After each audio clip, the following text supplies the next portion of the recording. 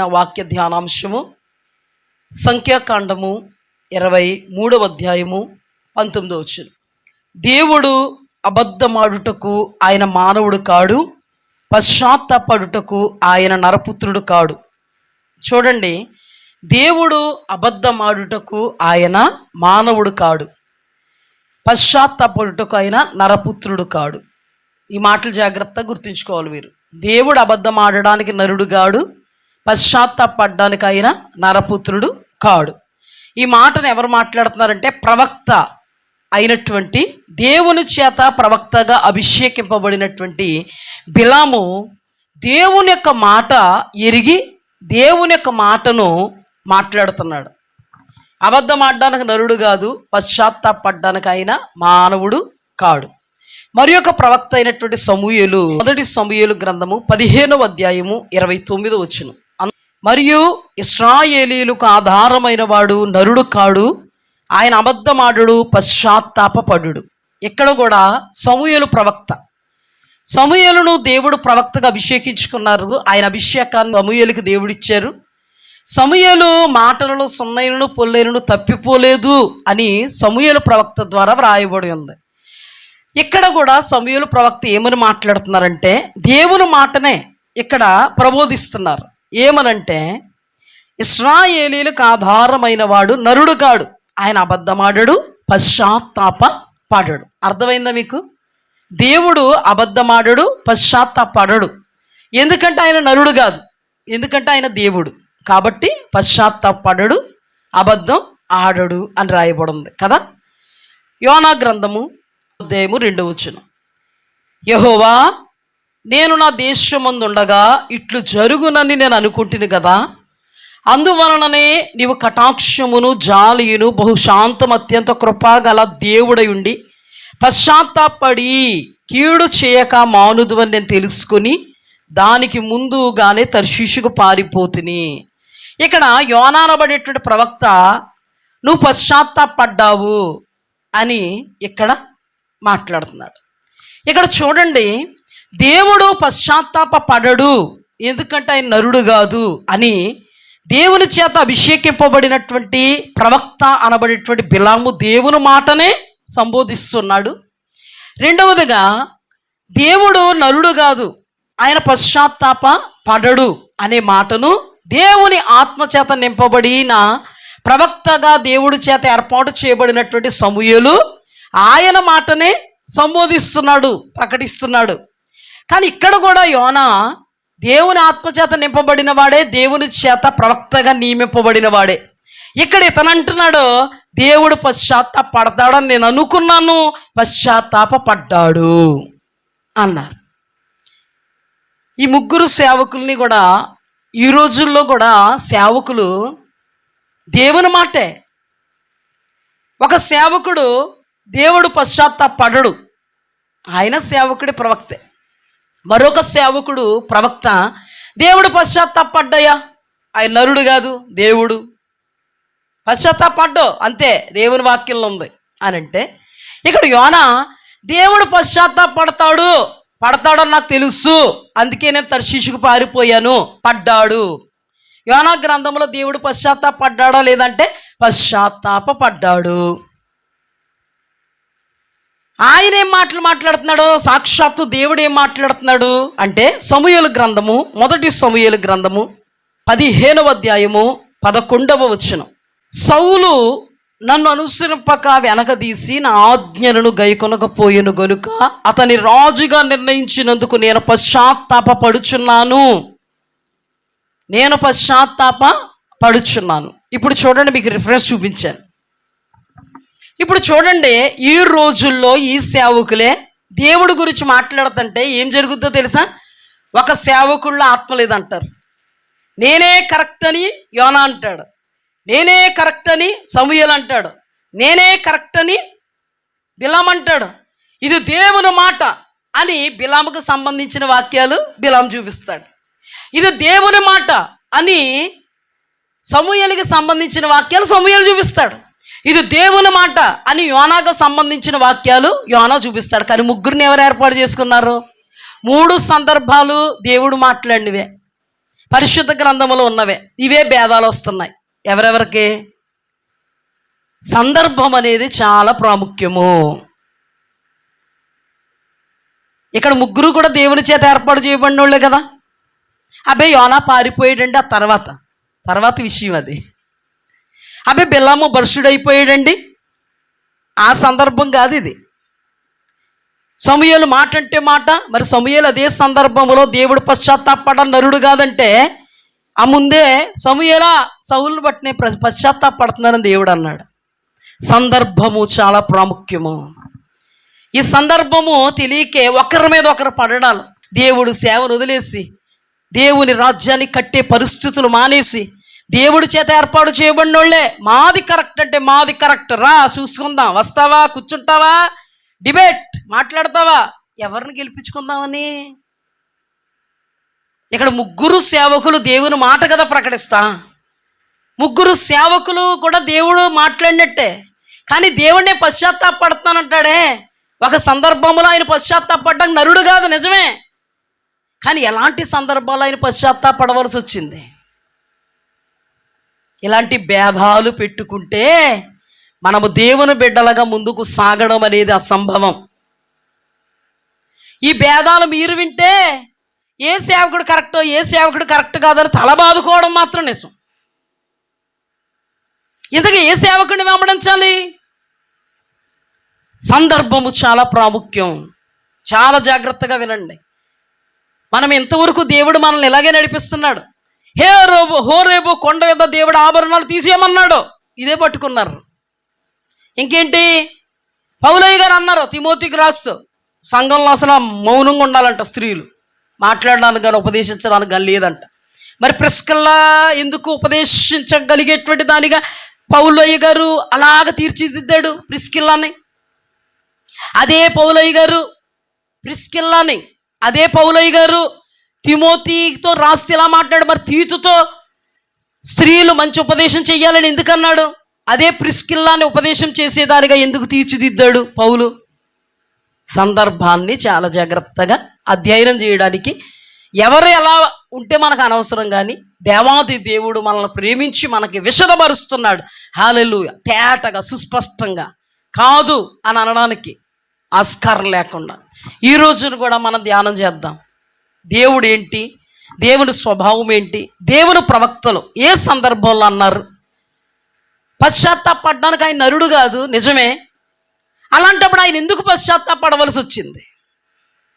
వాగ్దానం ఇచ్చి నెరవేర్చే దేవుడు, నిజమే. కానీ వాగ్దానాలు ఎందుకు కొంతమంది జీవితం నెరవేరట్లే? ప్రవచనం విడుదలైతే నెరవేరాలి, నిజమే. సమూయేలు నోటి మాటలలో సున్నైనను పొల్లేని తప్పిపోదు. అలాంటిది సమూయేలు నీ రాజ్యాన్ని దేవుడు స్థిరపరుస్తాడని సౌలు కుమారులతో చెప్పిన ప్రవచనం ఎందుకు నెరవేరలే? ఇవన్నీ కూడా జాగ్రత్తగా అధ్యయనం చేయాలి. హల్లెలూయా.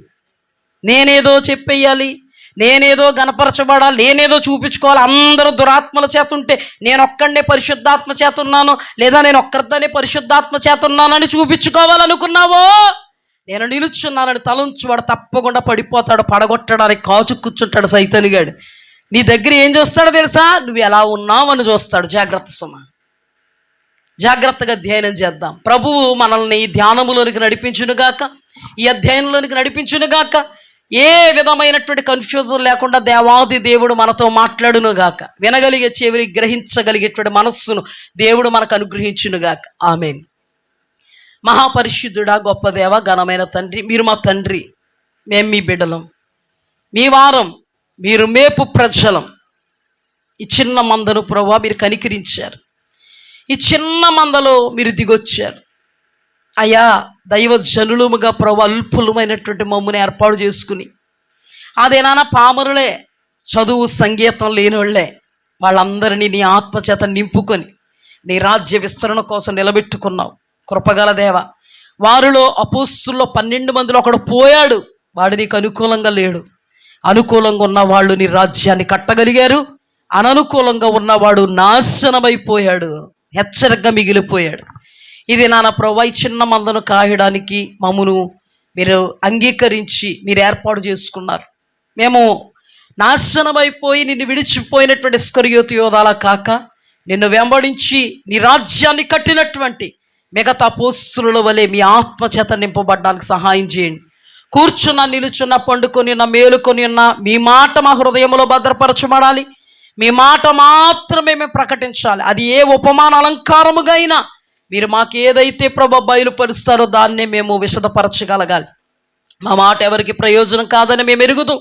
మేము వట్టి వారమని మేము ఎరుగుదాం. అల్పులము గాడిదలమైన మమ్మును నీ వాడుకొని సమర్థుడు అని మేము ఎరుగుదాం. ఈ సమయంలో ప్రభువా మీ జ్ఞానముతో ప్రభువా మమ్మను నింపండి. మీ అభిషేకం మాకు ఇవ్వండి. నిద్రావస్థలో జోగుతున్న ప్రతి ఆత్మను ప్రభువా రాజా నీవు జ్ఞాపకం చేసుకుని నిద్రావస్థ నుండి వారిని విడిపించి ఆసక్తితో నింపమని, ప్రతి ఉపమానం, ప్రతి వాక్కు, ప్రతి ప్రకటన నీ వాక్శక్తితో నింపి, అధికారపూర్వకమైన బోధతో నింపి బలపరిచి మమ్మను బలవంతులుగా మార్చమని, ఏ కన్ఫ్యూజన్ లేకుండా ప్రభువా నీ వాక్యాన్ని విశదపరచగలిగే, వాక్యాన్ని ప్రకటిస్తున్న వారిని పసిగట్టగలిగే అభిషేకం నాకు మాకు అనుగ్రహించమని యేసు పరిశుద్ధ నామమున అడిగి వేడుకొని పొందుకుని ఉన్నాం పరమ తండ్రి.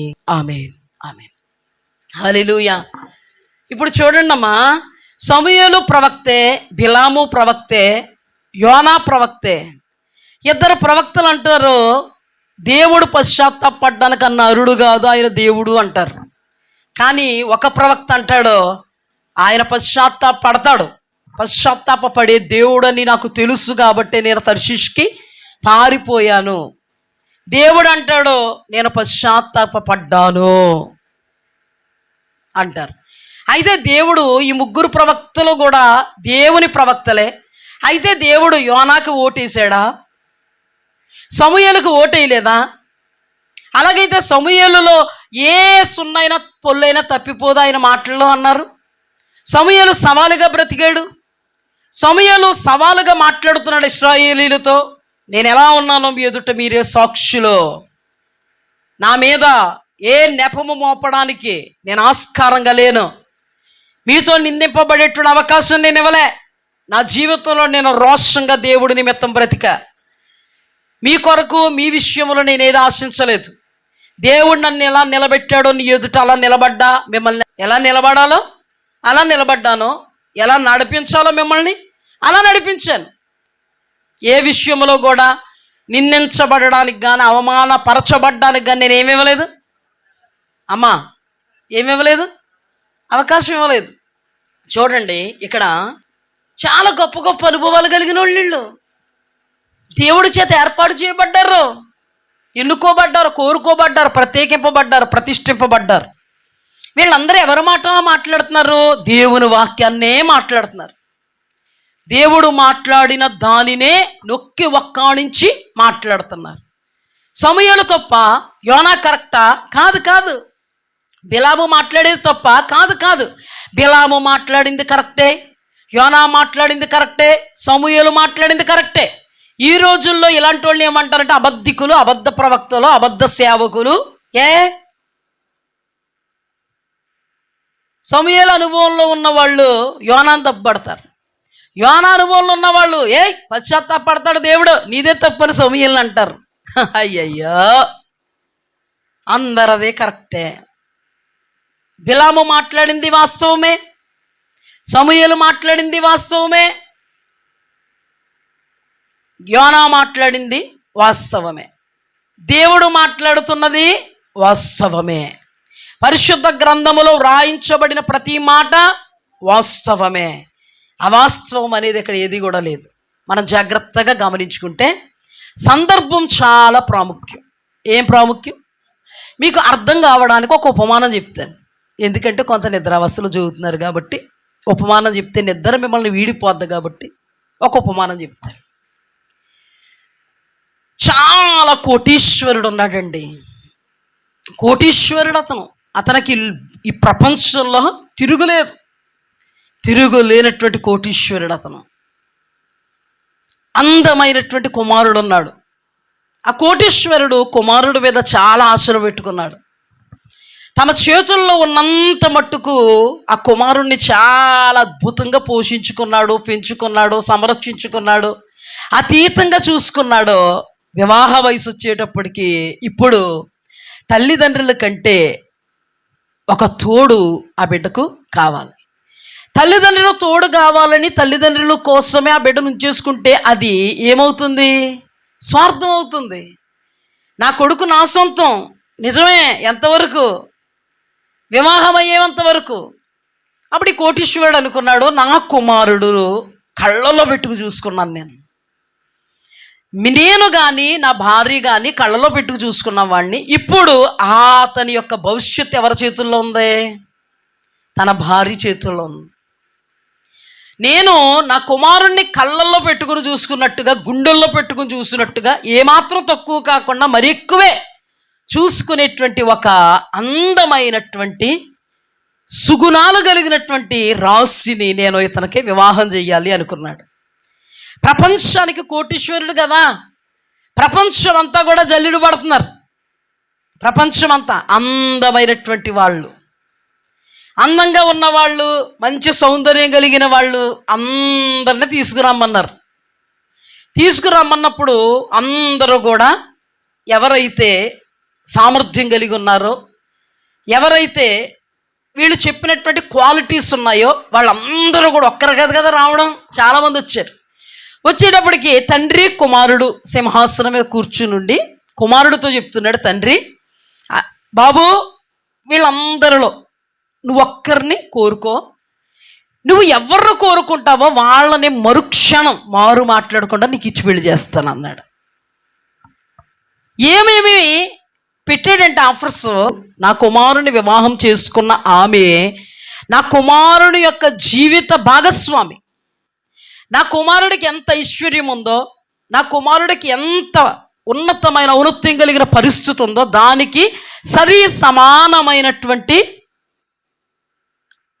ఆధిక్యత కలిగినటువంటి వ్యక్తి ఆమె. నా కుమారుడికి ఉన్నదంతా ఆమెకి ఇస్తాను నేను అని ప్రకటన చేశాడు. మిగతా వాళ్ళందరూ కూడా ప్రకటనలకు చాలా ఆనందపడిపోయి నన్ను కోరుకుంటే బాగుండు, నన్ను కోరుకుంటే బాగుండు అని అనుకునేటప్పటికీ ఆ కుమారుడు ఒక స్త్రీని కోరుకున్నాడు, ఒక కన్యకను కోరుకున్నాడు. కోరుకున్నప్పుడు వెంటనే తండ్రి అద్భుతంగా వివాహం చేశాడు. మామూలుగా కాదు, చాలా అద్భుతంగా వివాహం చేశాడు. వివాహం చేసిన రోజు మొదలుకొని ఆ ప్రపంచానికే కోటీశ్వరుడైనటువంటి ఆ వ్యక్తి, ఈ స్త్రీ ఇద్దరు కూడా ఏక శరీరం అయ్యారు. ఇతనికి ఉన్నదంతా ఆమెది అయ్యింది. రాజవస్త్రాలు ధరిస్తుంది, ఆభరణాలు ధరిస్తుంది, అంతఃపురాలలో ఉంది. తన భర్త ఏదైతే అనుభవిస్తున్నాడో అన్నీ అనుభవిస్తుంది. తన భర్త సర్వము కూడా ఈమెద అయ్యింది. హల్లెలూయా. ఎంతవరకు అవుతుంది? ఎంతవరకు అవుతుంది? ఎలాగైతే గుండెల్లో పెట్టుకుని చూసుకుంటుందో, ఎంత మట్టుకు కళ్ళల్లో పెట్టుకు చూసుకుంటుందో అంత మట్టుకు చాలా సంతోషం. ఎవరికే? పెండ్లి కుమారుడు తండ్రికి, పెండ్లి కుమారుడికి కూడా. ఈవిడ కళ్ళు నడిరెత్తికి ఎక్కే. ఎక్కడికి? ఇక్కడ ఉన్నాయే ఇక్కడికి ఎక్కే.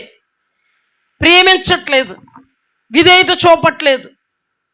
ఊ అంటే ఓ అంటుంది, ఇలా అంటే నో నో అలా అంటుంది. అక్కడికి వెళ్ళాలి, నో నో ఇక్కడికి వెళ్తా అంటుంది. అలా చేయాలి, నో ఇలా చేస్తా అంటుంది. చాలా బాధలో ఉన్నాడు కొడుకు, తన భర్త చాలా బాధలో ఉన్నాడు. ఇదంతా తండ్రికి తెలిసింది.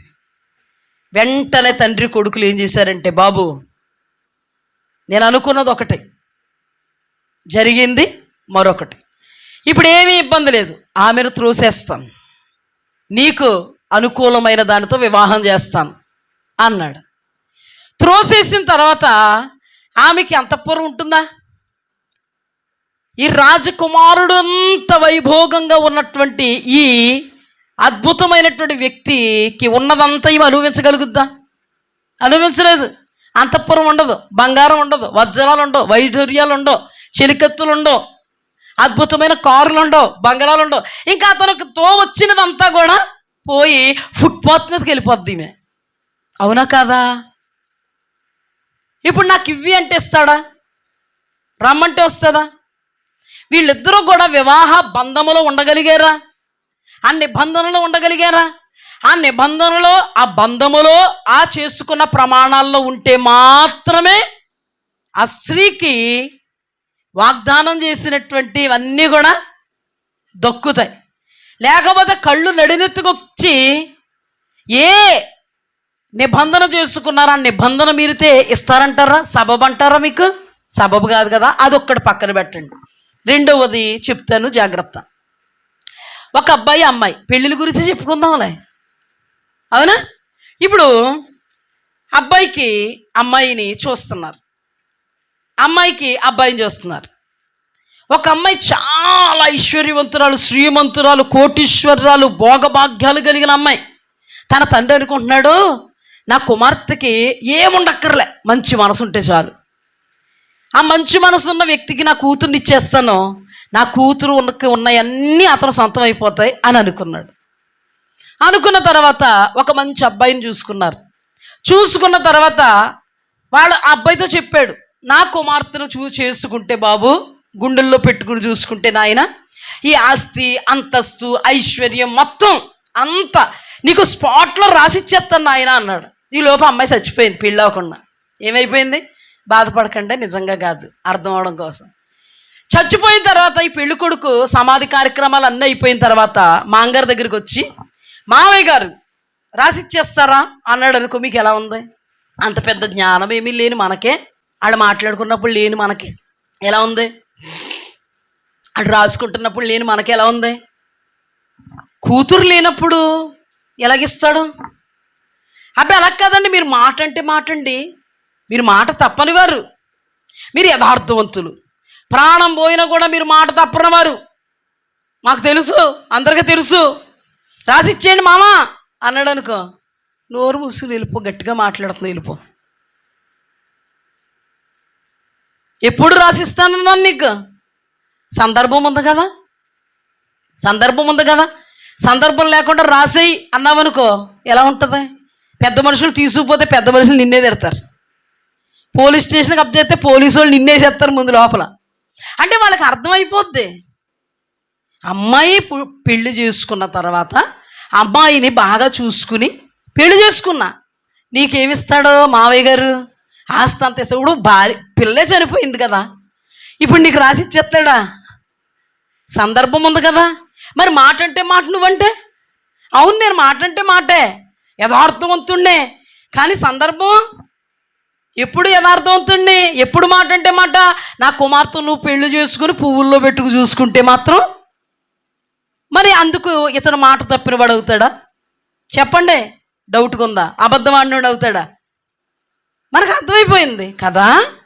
దేవుడు కూడా అంతే కదా, దేవుడు కూడా అంతే కదా. నీకు ఒక వాగ్దానం ఇస్తాడో, నీకు ఒక ప్రవచనం ఇస్తాడో, నీతో నిబంధన చేస్తాడు. ఏంటంటే ఇక పరిశుద్ధ గ్రంథం అనే నిబంధన. రక్షింపబడి, విమోచింపబడి, విడుదలైన తర్వాత దేవుడు ఈ నిబంధనలోనికి తీసుకొస్తాడు నిన్ను. దేవుడికి నీకు మధ్యలో ఉన్న నిబంధన ఇది.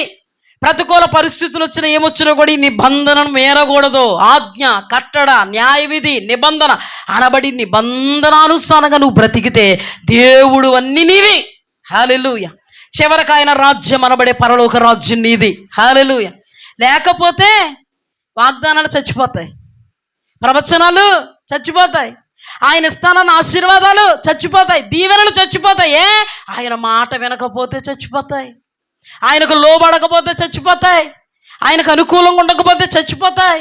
సంఘానికి దేవుడు దైవజనులు ఏర్పాటు చేసుకుని దైవజనుల ద్వారా వాక్యాన్ని ప్రకటిస్తుంటే వాక్యాన్ని పట్టలేనట్టుగా ఉంటే చచ్చిపోతాయి. చచ్చిపోతే నువ్వు న్యాయవంతుడు కదా, నువ్వు మాట తప్పని వాడవు కదా, నువ్వు పశ్చాత్తాపడని వాడవు కదా, నువ్వు మాట ఇచ్చావు కదా, నెరవేర్చేంటే జరుగుద్దా? జరుగుద్దా? జరగదు. ఎప్పుడు జరుగుద్ది? ఆయన చెప్పిన మాటను, ఆయన చెప్పిన ప్రకారము ఆయనకు లోబడుతూ, ఆయన దృష్టికి అనుకూలంగా ఉంటే, ఆయన నీకు అనుకూలంగా ఉంటే ఆయనవన్నీ నీవి. హల్లెలూయా. ప్రతికూలమైపోతే ఆయనకి నీవు కావు. ఒక మనుష్యుడు అలా చేస్తే సబబు అంటే దేవుడికి సబబు కదా.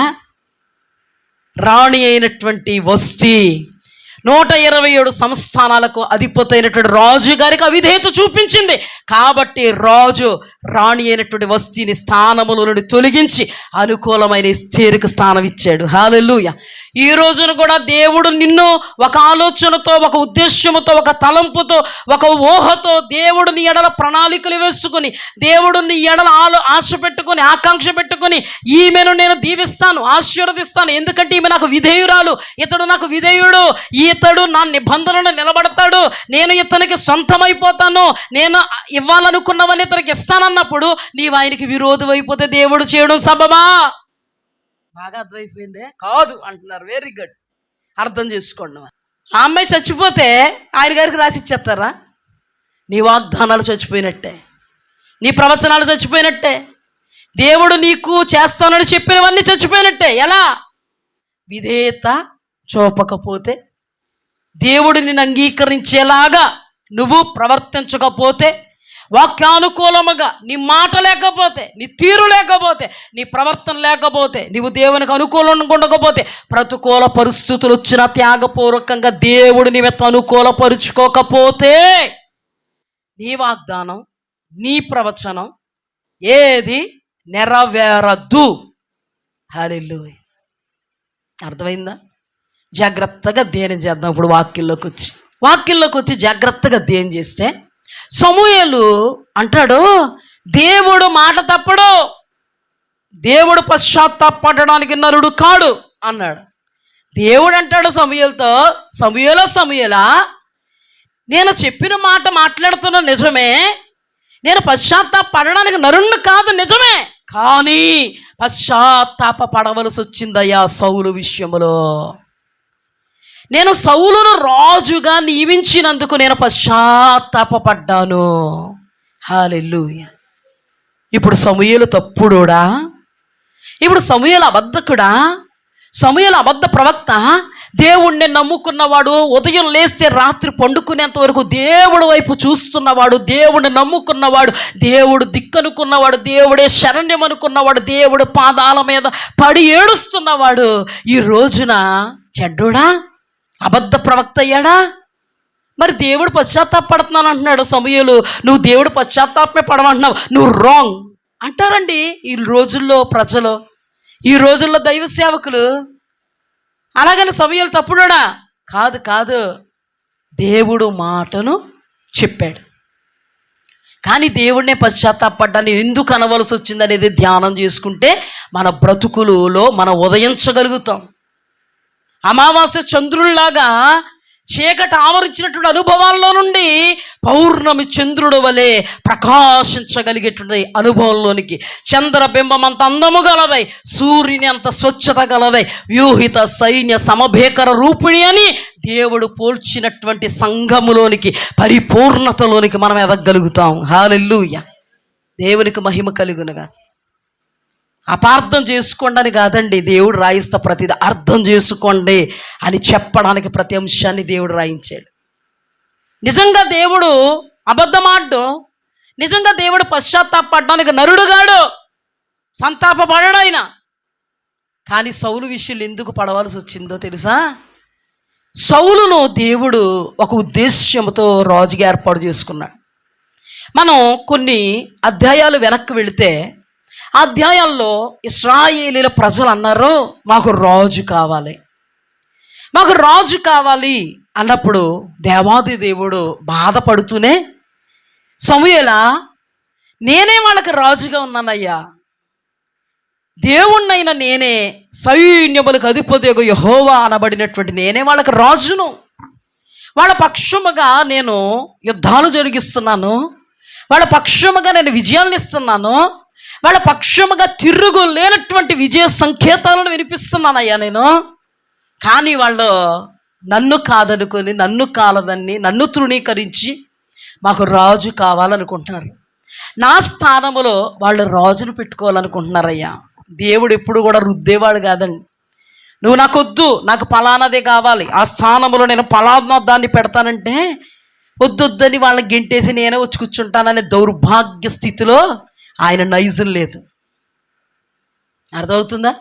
ఆయన బాధపడి సమూయేలుతో చెప్తున్నారు, సమూయేలు, వీళ్ళకి రాజు కావాలట, అయితే నేను రాజును నీ యొద్దకు పంపిస్తాను, అతనిని నీవు అభిషేకించు, ఇశ్రాయేలీల జనాంగము మీద అతడు ఏలికగా ఉంటాడు. మరలా ఒక మాట చెప్పాడు, ఇశ్రాయేలీలు అనబడేటువంటి ప్రజలు కానీ రాజు కానీ నా నిబంధన అనబడేటువంటి ఆజ్ఞలను భగ్నంగా చేశారో వాళ్ళకి, రాజుకి నేను విరోధులైపోతాను, వాళ్ళకి ఇస్తానన్నటువంటి ఆశీర్వాదాలు నేను ఇవ్వను అని చెప్పేసి సమూయేలుకు ఇదిగో ఇతడే నేను ఏర్పరుచుకున్న రాజు అని సౌలును పరిచయం చేస్తే, సౌలును తైలపు కొమ్ము బుడ్డి తీసుకొని దేవుని ఆజ్ఞ మేరకు సమూయేలు అభిషేకం చేసి సింహాసనం మీదకి ఎక్కించాడు. హల్లెలూయా. దేవుడు అనుకున్నాడు సౌలు విషయంలో, సౌలు సంతానాన్ని చిరస్మరణీయంగా సదాకాలము నేను సింహాసనాన్ని అధిష్ఠించేటువంటి దీవెన, ఆశీర్వాదం, మేలు చెయ్యాలని డిక్లేర్ చేశాడు. హల్లెలూయా. ఆ డిక్లరేషన్ ఏంటంటే సౌలు తర్వాత సౌలు కొడుకులు ఎక్కడెక్కాలి? సింహాసనం ఎక్కాలి. ఇశ్రాయేలీల జనాంగానికి ఏలికలు కావాలి. ఇశ్రాయేలీల జనాంగాన్ని ఏలగలగాలి, ఏలిన వారుగా ఉండాలని ఆ రోజున ఆయన డిక్లేర్ చేశాడు. మాట తప్పని వాడాయన, అవునా కదా? అబద్ధం ఆడని వాడాయన, అవునా కదా? పశ్చాత్తాపడని వాడాయన, అవునా కదా? కానీ ఎందుకో సౌలు విషయంలో మాట తప్పాల్సి వచ్చింది? ఎందుకు సౌలు విషయంలో పశ్చాత్తాపడవలసి వచ్చింది? ఎందుకు ఆయన మాటే కానీ ఆయన మాటకే వేరొక కోణాన్ని మనము చూడాల్సి వచ్చింది, వేరొక కోణాన్ని ఆయన చూపించాల్సి వచ్చింది? అంటే యోనా అంటాడు, నీవు అత్యంత కనికరము బహుశాంతి కలిగినటువంటి దేవుడు అని నాకు తెలుసు, నువ్వు పశ్చాత్తాపడి చేస్తానన్న కీడు చేయక మేలు చేస్తావని నాకు తెలుసు అని అక్కడ అన్నాడు. కానీ ఇక్కడ నీవు బహుభేకరుడమైన దేవుడు అనియో, భయంకరుడమైన దేవుడు అనియో మాకు తెలుసు, అందుకే చేస్తానన్న మేలు చేయక కీడును చేయడానికి నీవు ఉద్దేశించావు. సందర్భాలు వేరు. ఏం వేరు? నేను మీకు ఇందాక చెప్పానే, సందర్భాలు వేరు. మొన్న కూడా నేను వాక్యంలో సమయం సందర్భం లేకుండా భర్తలతో మాట్లాడే వాళ్ళు చూపించాను. అర్థమైందా? 3 సందర్భాలు నేను ముందు పెట్టాను మీకు అర్థం కావడం కోసం. ఇప్పుడు చెప్పండి, సందర్భాన్ని బట్టి దేవుడు ఆయన మాటను మార్చాల్సి ఉంటుంది. అలాగైనా ఆయన ఎవరు? మారనివాడు. ఎప్పటికైనా మనం ఆయన అర్థం చేసుకోవాలంతే, ఆయన్ని మార్చకూడదు. ఆయన ప్రవక్తల్ని తప్పుడోళ్ళు అనకూడదు. సందర్భము చాలా ప్రాముఖ్యము. ఆయన ఎలాంటి దేవుడు? మారనివాడు, మాట తప్పనివాడు, విడువనివాడు, ఎడబాయినవాడు. ఒక పక్క ఆయన ఎలాంటాడు? రోషం గలవాడు. 3-4 తరాల వరకు తండ్రుల దోషములు కుమారులు ఒడిలో వేస్తాడు. ఇవన్నీ మనం ఎలా అధ్యయనం చేయాలి? సందర్భానుసారంగా అప్లై చేసుకోవాలి. నువ్వు దేవునికి విరోధం అయిపోతే కరుణామయ, దయామయ, నన్ను ఆశీర్వదించు అంటావా? నువ్వు దేవునికి అనుకూలం అయిపోతే నువ్వు బేకరుడు, భయంకరుడు, దోషం నా మీదకు పంపంటావా? ఉండాలి కదా, ఉండాలా? పిల్లల్ని ఏమంటావు? ఒరేయ్ మంచి బట్టలు వేసాను, రెడీ అయ్యి వచ్చేటప్పుడు నువ్వు సరిగ్గా కూర్చున్నావో లేకపోతే తన్నులు తింటావు. సరిగ్గా కూర్చున్నావు వచ్చి కూడెత్తావా? నువ్వు పిచ్చిదానివి అయితే కొడతావు. సరిగ్గా కూర్చోకుండా మొత్తం అన్ని పీకెత్తి ముద్దెట్టుకుంటావా? నువ్వు తింగరదానివి అయితే చేస్తావు. అలాగా సందర్భం ఉందా లేదా? సందర్భం ఊరికి వచ్చి కొట్టేస్తావా? దేవుడు అంత సందర్భం లేనోడా? ఏమండి, ఇప్పుడు దేవుడు ఏమన్నాడో, సౌలా నిన్ను నీ పిల్ల తరాలను ఆశీర్వదిస్తాను, నీకు నీ పిల్ల తరాలకు ఇదిగో వాగ్దానం ఇచ్చాను, ఇదిగో వాగ్దానం, ఇదిగో దీవెన, ఇదిగో ఆశీర్వాదం, ఇదిగో మేలు, ఇదిగో ప్రవచనం, ఇవన్నీ బతికించుకోవయ్యా నువ్వు, ఇవన్నీ నీ జీవితంలో నెరవేరుస్తానని డిక్లేర్ చేశాను. ఇప్పుడు ఇవన్నీ నీ జీవితంలో నెరవేర్చుకోవాలంటే నీవు ఈ నిబంధనలో, నా మాటలో, నేను చెప్పిన మాటలో, నేను చెయ్యమన్నది చెయ్యాలి, చెయ్యొద్దన్నది మానేయాలి. ఉంచుకోమన్నది ఉంచుకోవాలి, తెరుచుకోమన్నది తెరుచుకోవాలి. ఎలా బ్రతకాలని చెప్పాను అలా బ్రతకాలి, ఎలా బ్రతకూడదని చెప్పాను అవన్నీ వదిలేసుకోవాలి. నాకు ఇష్టమైనవి నీకు ఇష్టం కాకపోయినా చెయ్యాలి, నాకు ఇష్టమైనవే నీకు ఇష్టంగా ఉండాలి. నీ ఇష్టాలు నా నిమిత్తం చంపుకోవాలి, అది త్యాగం అవుద్ది. నా ఇష్టం నీకు ఇష్టం లేకపోయినా జరిగించాలి, అది త్యాగం అవుద్ది. అప్పుడు మాత్రమే నేను నీకు డిక్లేర్ చేసిన దీవెన, ఆశీర్వాదము, ప్రవచనము, సింహాసనము, వాగ్దానములు నెరవేరతాయి. లేకపోతే ఈ వాగ్దానాలన్నీ చచ్చిపోతే, నువ్వు నాకు అననుకూలంగా ఉంటే మాత్రం ఇవేమైపోతాయి,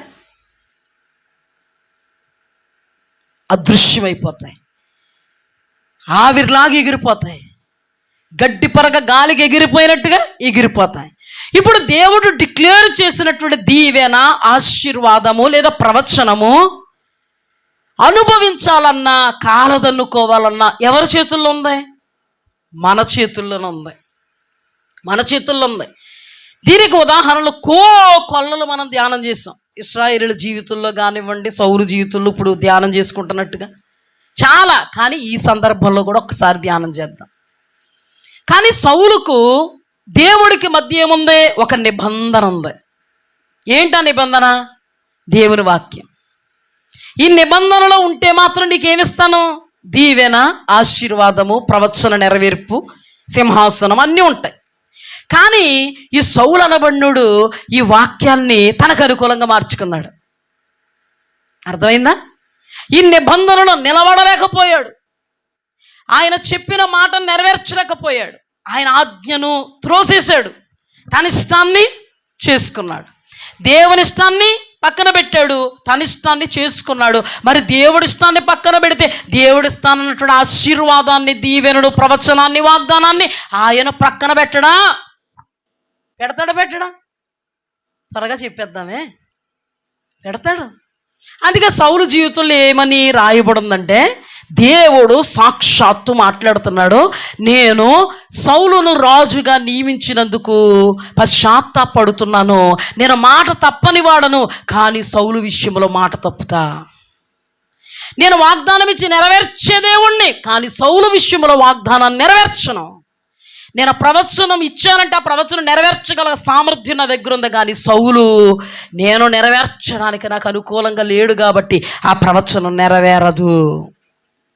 సౌలు విషయంలో నేను పశ్చాత్తాప పడుతున్నాను. ఏమవుతున్నాను అన్నాడా లేదా? ఇక్కడ మాట్లాడుతున్నాడు దేవుడు. 1 సమూయేలు 15:11. సౌలు నన్ను అనుసరింపగా వెనుక తీసి నా ఆజ్ఞలు గైకొనకపోయాను గనుక అతన్ని రాజుగా నిర్ణయించినందుకు నేను పశ్చాత్తాప పడుచున్నాను. తర్వాత చూడండి, 1 సమూయేలు గ్రంథం 13:13. అందుకు సమూయేలు ఇట్లనెను, నీ దేవుడైన యెహోవా నీకు ఇచ్చిన ఆజ్ఞలు గైకొనక నీవు అవివేకపు పని చేసితివి. నీ రాజ్యమును ఇశ్రాయేలీయుల మీద సదాకాలము స్థిరపరచుటకు యెహోవా తలచియుండును. చూడండి, సదాకాలము స్థిరపరచుటకు యెహోవా ఏం చేశాడు? తలచాడు. అయితే నీ రాజ్యం నిలవదు. యెహోవా తన చిత్తానుసారమైన మనస్సు గల ఒకరిని కనుగొని ఉన్నాడు. నీవు ఆజ్ఞాపించిన దానిని నీవు గైకొనకపోతివి గనుక యెహోవా తన జనముల మీద అతనిని అధిపతిగా నియమించిన. హల్లెలూయా. ఇప్పుడు రాణి అయినటువంటి వస్తి రాజుగారి మాటకు తలొగ్గలేదు, రాజుగారిని గౌరవించలేదు, రాజుగారి మాటను తృణీకరించింది. కాబట్టి వస్తికి బదులుగా రాజు ఏం చేశాడు? ఎస్తేర్ని పెట్టాడు. ఇప్పుడు సౌలు రారాజు అనబడే పరలోకపు తండ్రి అయినటువంటి దేవాది దేవుని మాటను లక్ష్య పెట్టలేదు, ఆయన మాటకు లోబడలేదు, ఆజ్ఞను గైకొనలేదు, స్వచిత్తం చేసుకున్నాడు, ఆయన చిత్తం చేసుకోలేదు. కాబట్టి అతనిని తొలగించి అతని స్థానములో దేవునికి అనుకూలమైనటువంటి దావీదును పెట్టుకున్నాడు. తప్ప సౌలుకి ఇచ్చిన మాటను దేవుడు నెరవేర్చలే, సౌలుకు చేసిన వాగ్దానాన్ని దేవుడు నెరవేర్చలే, సౌలుకు ఇస్తానని చెప్పినటువంటి సింహాసనాన్ని కుమారులకు ఇస్తానని చెప్పిన సింహాసనాన్ని దేవుడు ఇవ్వలే. ప్రవచనం నిరర్ధకమైపోయింది. సమూయేలు తప్ప. సమూయేలు ప్రకటించాడు కదా జనాల్లో, మొత్తం జనము ఇశ్రాయేలీల కాల్బలం అంతా అక్కడే ఉంది. ఇశ్రాయేలీల కాలుబలం అంతా అక్కడే ఉంటే, ఇదిగో ఇతనే నీ రాజు, ఇతని సంతానమును దేవుడు సదాకాలము స్థిరపరచబోతున్నాడు అన్నాడు. ఎవరో? సమూయేలు. ఇప్పుడు ఇశ్రాయేలీల లక్షలాది కాల్బలము ప్రవక్త అయినటువంటి సమూయేలు ప్రవక్త గారు చెప్పిన ప్రవచనానికి ఫిక్స్ అయిపోయారు. ఫిక్స్ అయిపోయి ఇప్పుడు రాజుగారు ఎవరో? సౌలు గారు. సౌలు గారి తర్వాత యోనాతాను. యోనాతాన్ తర్వాత తన కొడుకులు. దేవుడు చెప్పిన ప్రవచనం, ప్రవక్తలు చెప్పిన మాట ఏది నాన్న నిరర్ధకం కాదు, ఒకే మాట ఉంది, అందులో పట్టుకున్నారు. మరి ఎందుకు నిరర్ధకం అయిపోయింది? సమూయేలు తేడా, సౌలు తేడా, దేవుడు తేడా, సౌలు తేడా. దేవుడు మాట తప్పుతాడా? దేవుడు పశ్చాత్తాపడతాడా? ఇచ్చిన వాగ్దానాన్ని వెనక్కి తీసుకుంటాడా? ప్రవచనాన్ని నిరర్ధకం చేస్తాడా? ఎప్పుడు చేయాల్సి వస్తుంది? ఎవరికి వాగ్దానం వచ్చిందో వాళ్ళ దేవునికి అనుకూలంగా లేకపోతే, ఎవరికి ప్రవచనం వచ్చిందో వాళ్ళ అనుకూలంగా లేకపోతే, ఎవడికి దేవుడు దర్శనం ఇచ్చాడో ఆ దర్శనములో వాడు లేకుండా మతి తప్పి ప్రవర్తిస్తే, ఎవడికి దేవుడు ఆశీర్వాదాన్ని వాగ్దానం చేశాడో ఆశీర్వాదములో ఆ ఆశీర్వాదాన్ని అనుభవించడానికి దేవునికి అనుకూలంగా లేకపోతే, కళ్ళు మూసుకుని దేవుడు ఆశీర్వదించడు, దీవించడు. కళ్ళు మూసుకుని దేవుడు ప్రవచనం నెరవేర్చడు, కళ్ళు మూసుకుని దేవుడు వాగ్దానం నెరవేర్చడు. జాగ్రత్త సుమా. వాగ్దానం ఇచ్చాడండి, ప్రవచనం ఇచ్చాడండి, ఈవులు ఇచ్చాడండి, తలాంతులు ఇచ్చాడండి, అది ఇచ్చాడండి, ఇది ఇచ్చాడండి. నువ్వు దేవుడికి అనుకూలంగా ఉండు. ముందు భయపడుతూ నువ్వు అనుకూలంగా ఉండు, దేవుడికి భయపడుతూ. దేవుడికి నీవు అనుకూలంగా ఉంటే, అనుకూలుడైన దేవుడు నీకు అనుకూలంగా ఉంటే, ఆ అనుకూలతలో దేవుడిచ్చిన వాగ్దానాన్ని ఆయన నెరవేర్చగలడు. ఆయనకు నీవు ప్రతికూలమైపోతే మరుక్షణం ఆయన నీకు ప్రతికూలమైపోతాడు, విరోధైపోతాడు. ఆయన నీకు విరోధైపోతే ఆయన ముద్దు పెట్టుకుంటాడు నిన్ను. కరుణామయుడా, ఇప్పుడు నీకు దయామయుడా, ప్రేమామయుడా. మరో పక్కన భేకరుడు, భయంకరుడును, ఒక పక్కన రోషం కలిగిన వాడు. ఏ కోణములో దేవుని అర్థం చేసుకోవాలి, ఆ కోణంలో అర్థం చేసుకో. నీవు అర్ధమర్ధంగా ఉండి దేవుని వాక్యానికి విరోధంగా ఉండి వాగ్దానాలు మావే, ప్రవచనాలు మావే, ఓహో దేవుడు మావాడే అనుకుంటే ఆయన అక్కడ నవ్వుకుంటాడు. ఆకాశమందు ఆసీనుడైన వాడు నవ్వుచున్నాడు. ఎందుకు? నువ్వు ఒకలాగుండి ఒకలాగున్న నీ ఎస్టిమేషన్స్. పూరు గుడుసు కొట్టుకోవడానికి కూడా నీ దగ్గర డబ్బులు లేవు. ఒక 40,000 ఉంటే 40 లక్షలు ఉన్నట్టుగా ఫీల్ అయిపోతున్నావు నువ్వు. అది అర్థం. దిగిపోతే పూరు గుడుసుకి కట్టడానికి కూడా సరిపోవాయి, కానీ దిగిపోతే నిన్ను నడిరెత్తి మీద పడిపోద్ది. ఏంటి? విస్తారమైనటువంటి భారం. నీ ఎస్టిమేషన్ తప్పు, నువ్వు అనుకున్నది తప్పు, నువ్వు ఊహించుకున్నది తప్పు. నువ్వు ఎప్పుడు అనుకోవాలో తెలుసా? నీ దేవుని ఎదుట నువ్వు యథార్థంగా ఉంటే అనుకో, దేవుని ఆజ్ఞలు గైకుంటే అనుకో, కట్టడలు గైకుంటే అనుకో, విధులు గైకుంటే అనుకో, ధర్మం అంతటిని గైకుంటే అనుకో, ప్రతికూలతలో కూడా నీ దేవుని కొరకు త్యాగపూరితంగా దేవుని మాట కట్టుబడి ఉంటే అనుకో, దేవుడు నన్ను స్వస్థపరుస్తాడని అనుకో, దేవుడు నన్ను దీవిస్తాడని అనుకో, దేవుడు నాకు వాగ్దానాన్ని నెరవేరుస్తాడని అనుకో, ప్రవచనాన్ని నెరవేరుస్తాడని. పాస్టర్ గారు బల్ల గుద్ది వాక్యం చెప్తున్నా నాకు తెలియదని నువ్వు ముఖం ఆ పక్కకు పెట్టి కూర్చుంటే, నేను చెయ్యలేను, నాకు వల్ల కాదనుకుని ఈ పక్కకు తిరిగి కూర్చుంటే, పిలుపుకి తగినట్టుగా నువ్వు ప్రవర్తించకపోతుంటే, హెచ్చరికకు తగినట్టుగా నీవు రెస్పాండ్ అవ్వకపోతుంటే, దేవుడు కరుణామయుడా, కృపామయుడు, దయామయుడునా? కరుణామయుడిగా దిగొచ్చాడు. కొదమసింహం కూడా వస్తాడు కదా. ఆయనలో 2 కోణాలు ఉన్నాయి కదా, నీలోనే నా 2 కోణాలు. తల్లిగా అద్భుతమైనటువంటి ప్రేమతో బిడ్డలను గారవించే ప్రేమ ఒక కోణం అయితే, తప్పు చేస్తే వీపు చట్నీ చేయగలిగేటువంటి కోణం ఇంకోటి ఉంది నీలో, తల్లిలో. ఉందా లేదా? ముద్దెట్టుకుంటావు అప్పుడు కూడా నువ్వు. బీరువాలో మొత్తం బంగారం గంగారం అంతా పట్టుకెళ్ళిపోయి ఎవరికి ఇచ్చేసాడంట. ఎవరో? మీ అబ్బాయి. ఇన్ని సంవత్సరాలు అందంగా చూసుకున్నాం, ఎవరికి ఇచ్చేసాడంట? ఇచ్చేసాను, మా ఫ్రెండ్ ఇమ్మన్నాడు, ఇచ్చేసాను. ఎక్కువ మాట్లాడుతున్నావు ఏంటి అన్నాడు, నువ్వే తొక్కేస్తావు ముందు. ఎవరిని? అంత బాగా చూసుకున్నావు కదా. ఏ కోణం అప్లై అవుద్ది? నువ్వు అనుకూలంగా ఉంటే అనుకూలంగా ఉంటాడు దేవుడు. వాగ్దానాలు, ప్రవచనాలు, ప్రత్యక్షతలు నెరవేరుతాయి. అనుకూలంగా లేవా, ప్రతికూలం అయిపోయావా, ఆయన కూడా ప్రతికూలం. జాగ్రత్త సుమా. దేవుడితో పెట్టుకుంటున్నారు, అర్థం పర్థం లేకుండా ఆలోచించుకుంటున్నారు, అర్థం పర్థం లేకుండా సాగ తీసుకుంటూ కరుణామయుడు అంటున్నారు.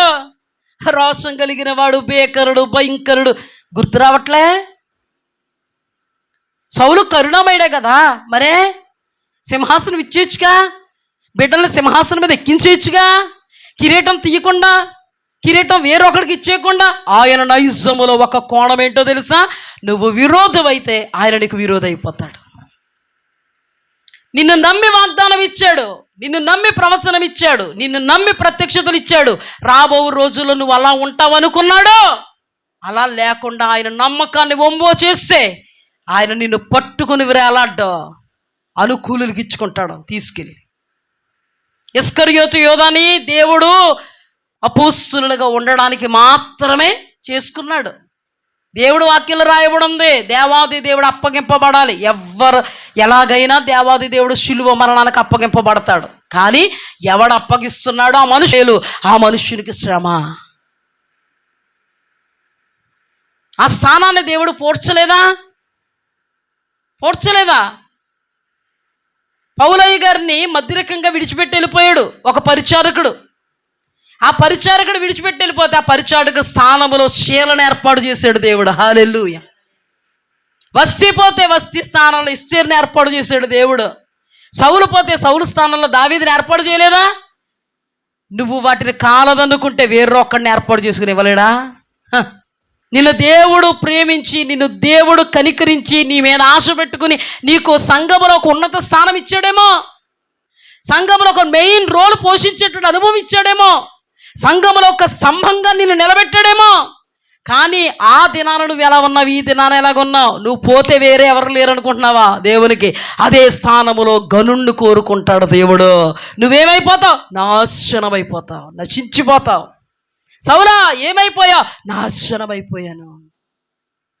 నీ బిడ్డలు ఏమైపోయారు? అందరూ దుర్మరణం పాలైపోయారు. నీ సింహాసనం ఏమైపోయింది? వేరే వాడికి ఇచ్చేసాడు దేవుడు. నీ బిడ్డలందరూ ఏమైపోయారు? అకాల మరణ పాలైపోయారు. నీ సింహాసనం వేరే వాళ్ళ వశం అయిపోయింది. మాట తప్పాడా దేవుడు? తప్పాడు. పశ్చాత్తాపడ్డాడా దేవుడు? పడ్డాడు. వాగ్దానం ఎవరికైతే ఇవ్వబడిందో వాళ్ళు తిన్నంగా లేకపోతే, తిన్నని మార్గంలో ప్రయాణించకపోతే, పక్క త్రోవలో పడితే దేవుడు తప్పకుండా నెరవేర్చడు. అక్కడ నెరవేర్చలేదు, యేసుక్రీస్తు కాలంలో నెరవేర్చడు, పరిశుద్ధాత్మ యుగంలో నెరవేరదు. ఎందుకంటే మాట ఇచ్చిన దేవుడు తప్పడు. ఎవరి మీద ఆధారపడి ఉంది? మన మీదే ఆధారపడి ఉంది. అందుకే చాలా జాగ్రత్తగా బ్రతకండి దేవుని దగ్గర. ఇది దేవుని సన్నిధిని ఇంగిత జ్ఞానముతో బ్రతకండి. నిద్రపోకండి. నిద్ర వచ్చినా కూడా సిగ్గు లెంపలేసుకుని దేవ క్షమించని లేచి నిలబడండి. దేవునికి మహిమ కలుగును గాక. తప్పాల్సి వచ్చింది. చేస్తానన్నటువంటి మేలు చేయక కీడు చేయాల్సి వచ్చింది. కానీ యోనా అంటాడు, దేవా నీవు పశ్చాత్తాపడి నినివే పట్టణస్థుల మీదకు వచ్చే కీడు కూడా రాకుండా వాళ్ళని కీడుకు బదులు మేలు చేసి నువ్వు వాళ్ళ పక్షంగా ఉంటావని నాకు తెలుసు కాబట్టి నేను తర్షీషుకి పారిపోతున్నానయ్యా. జరిగిన సందర్భం ఏంటంటే దేవుడు పశ్చాత్తాపడి వాళ్ళ మీదకి రావాల్సిన కీడును ఆపాడు. హల్లెలూయా. జరిగిన సందర్భం ఏంటంటే యోనా ప్రవక్త అండి.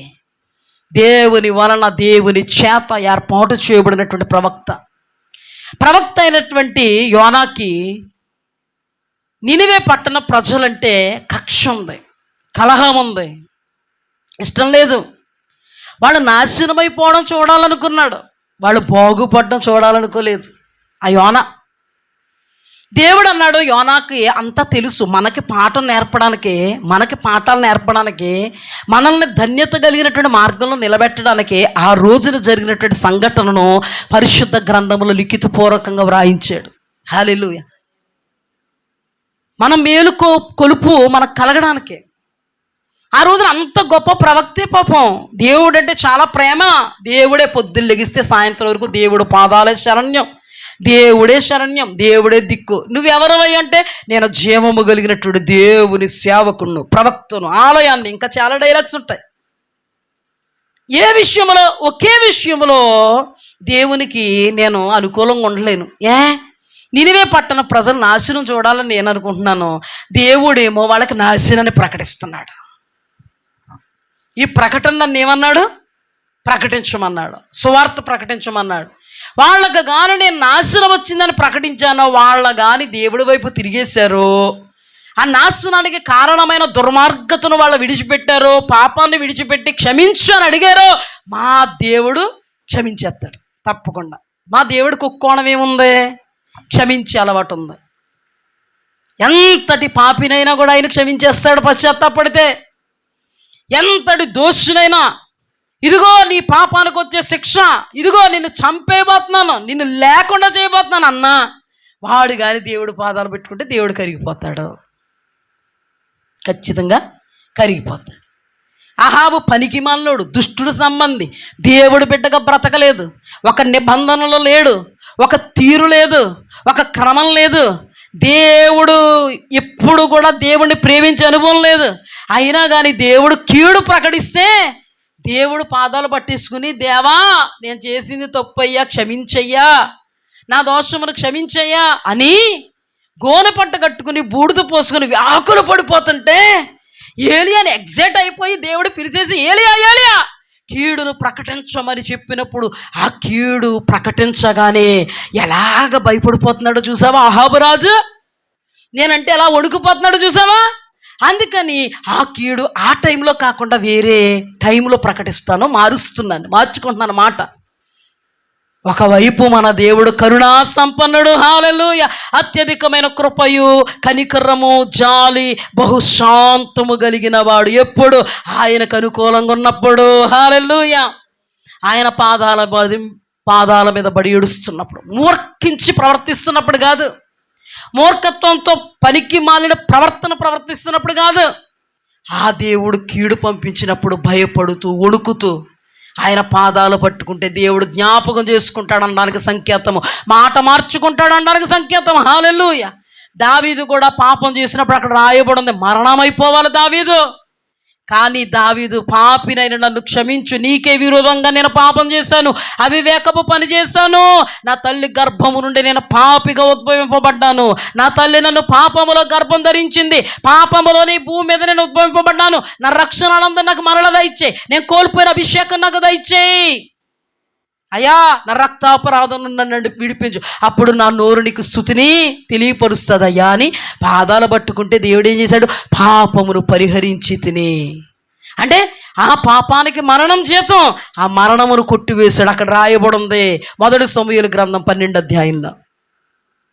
లేకపోతే ఇప్పుడో చనిపోదుడు ఎవరో దేవుని పాదాలు పట్టుకున్నందుకు అన్ని శిక్షలు ఖరారైనవి, కానీ మరణ శిక్షను దేవుడు రద్దు చేశాడు. హల్లెలూయా. అదే కీర్తనల గ్రంథములో నీవు పాపమును పరిహరించు దేవుడు వైతివి అని ఉంటుంది. హల్లెలూయా. ఏం చేస్తాడు ఆయన?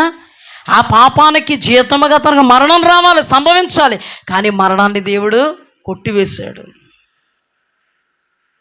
కీడును దేవుడు కొట్టివేస్తున్నాడు. ఎప్పుడు?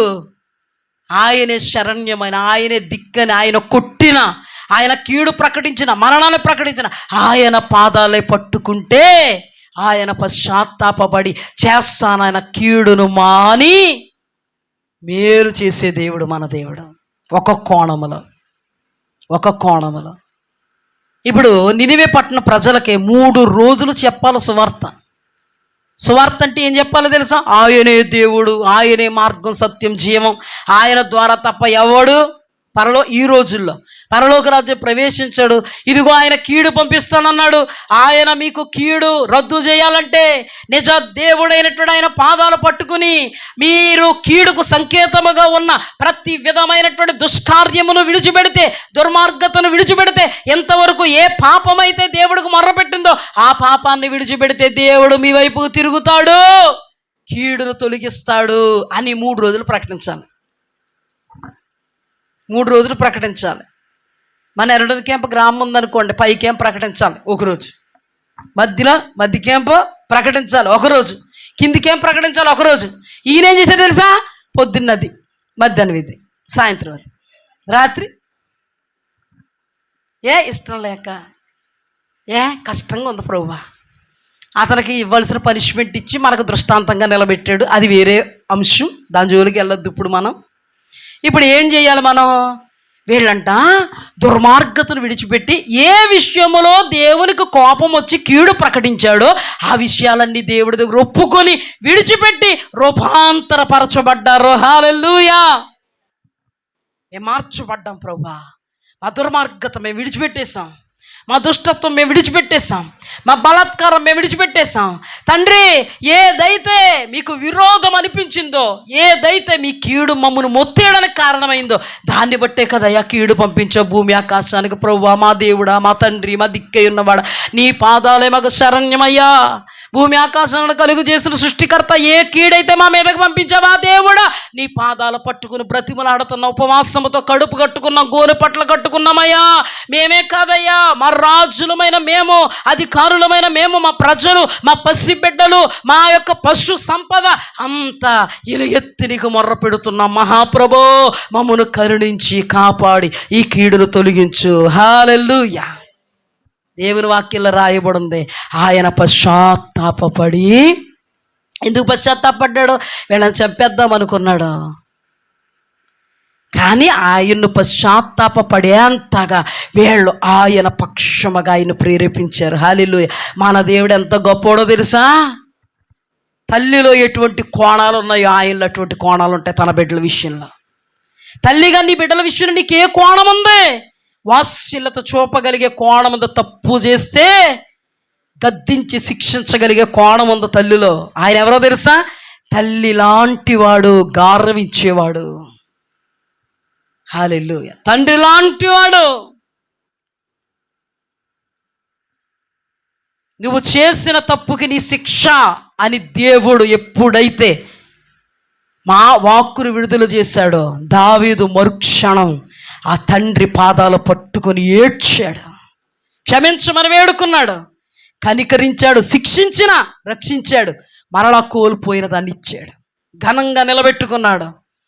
ఆ వంశములో నుండి యోధా గోత్రపు సింహంగా యోధా గోత్రములో నుండి దిగొచ్చాడు, సింహంగా రాబోతున్నాడు. హల్లెలూయా.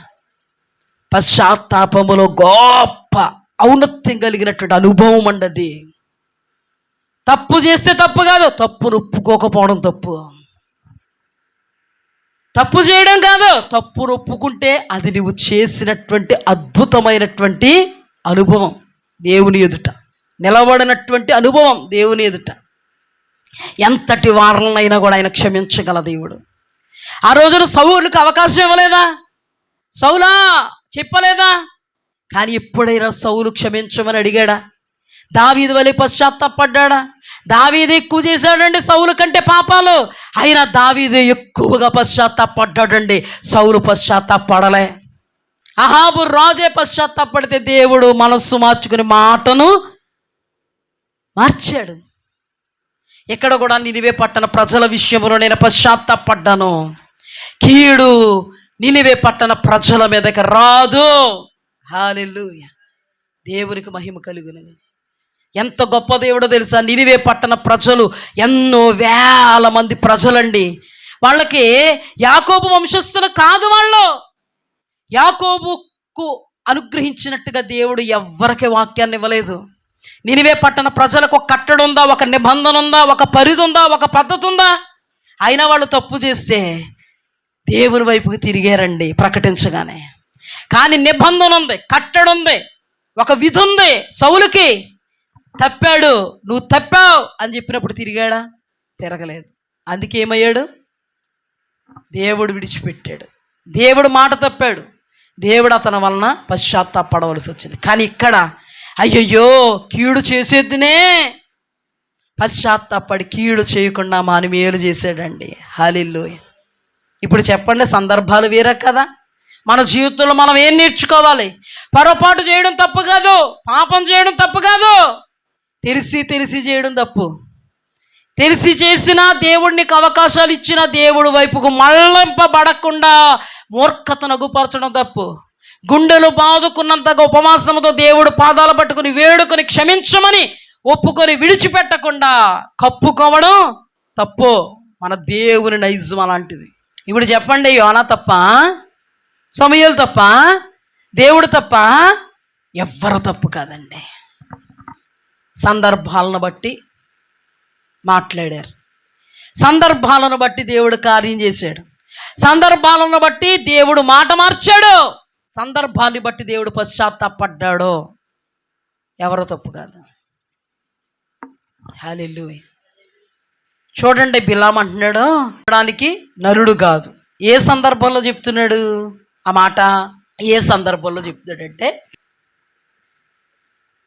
బాలాకు రాజు, మోయాబు దేశానికి అతడు రాజు. ఐగుప్తు దేశములో నుండి దేవుడు ఇశ్రాయేలు నడిపిస్తున్నాడు. ఇశ్రాయేలీలకి తైతక్కలాడారు, డ్యాన్స్ చేశారు, బొమ్మలాట ఆడారు. ఎక్కడికక్కడ బొమ్మలాట ఆడుతుంటే శిక్ష కూడా ఖరారైపోయింది. అక్కడ నుండి చాలా అద్భుతంగా నడుస్తున్నారండి వాళ్ళు. హల్లెలూయా. అక్కడ నుండి వాళ్ళు దేవుడికి అనుకూలంగా నడుస్తున్నారు. అక్కడతో పనికి మాలిన చెత్తంతా చెదారమంతా ఏమైపోయింది? పనికి మాలిన ప్రజలు, పనికి మాలిన ఆలోచనలు, పనికిరాని తలంపులు, ఓహోల ఉద్దేశాలు, విశ్వాసఘాతకులు, విశ్వాసం లేని స్థితులు, దేవుడి మీద ఆధారపడలేని అనుభవాలు, చెత్త చెదారం అక్కడతో రాలిపోయింది. ఇప్పుడు దేవుని బిడ్డలు ఎలా వెళుతున్నారు? పరిశుద్ధతను కాపాడుకుంటూ వెళుతున్నారు, పవిత్రతను కాపాడుకుంటూ వెళుతున్నారు. నీతితో, యథార్థతతో దేవుడు చెప్పినటువంటి మార్గము గుండా దైవజనుడైనటువంటి మోషేతో వాళ్ళు వెళతా ఉన్నారు. యాకోబులో మంత్రం లేదు, ఇశ్రాయేలులో శకునం లేదు. ఏ మాయలు మంత్రాలు యాకోబు దేవుడు చేయడు, శకునాలు యాకోబు దేవుడు చూడ్డు. ఆయనే ఒక శక్తి. హల్లెలూయా. దేవుని వాక్యంలో రాయబడింది, మంత్రజ్ఞులు, మంత్రసానులు, మాంత్రికులు అందరూ అంటారు, శకునగాండ్రు అంటారు, ఇది దైవ శక్తి అన్నారా లేదా? ఆయనలో మంత్రం లేదు, ఆయనలో శకునం లేదు, ఆయన ప్రజలు మంత్రం లేదు, ఆయన ప్రజల్లో శకునం లేదు.